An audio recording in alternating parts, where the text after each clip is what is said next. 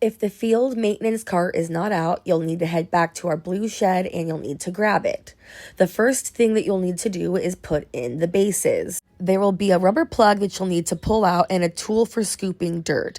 You're most likely never going to get all of the dirt out, but get as much as you can so that the base will fit in properly. You will only need to put bases in if you are the first game of the day.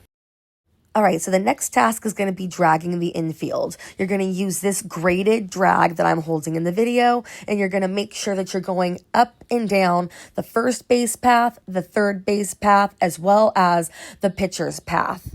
We also need to drag the infield dirt, and we've got this big bad boy right here to help make the job a little easier.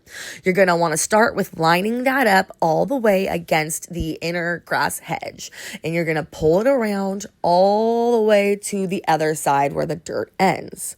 You'll then need to turn back around and do the center pathway. And then you'll have to turn around and do the third one, which should be all the way up against the outer hedge.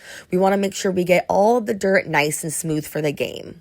Up next is watering the infield dirt. You're going to need to take this big old hose here and find the spout that is in the ground behind the pitcher's mound. You're going to see a little metal tab sticking out, and that's going to need to be lined up with the divot in the spout. Make sure to turn it nice and tight, and now you've got water. You don't want to overdo the watering and create puddles, so please make sure you have the power control at the end of the hose turned to a nice even spray as the one I'm showing in the video. You're going to need to water everything that we just dragged, so all of the infield dirt, both base paths and the pitcher's path. This is our chalker, and it can be a bit messy. So before pulling it, you're going to want to check this lever right here. When it's down in that position there, it is open and will pour chalk. When it is up, it's closed and you can safely pull it. You're also going to want to check to make sure that you have enough chalk. That definitely isn't. So we're going to need to fill up with one of these big bags here. They are a bit heavy, so be prepared. Please fill it all the way up so that it's prepared for the next team. And then you're going to want to take that baby out to the field and remember to double check that lever. There's a couple things you're going to need to pay attention to when using the chalker. There are 3 settings on the side. You have closed, we have 2 inches, and we have 4 inches.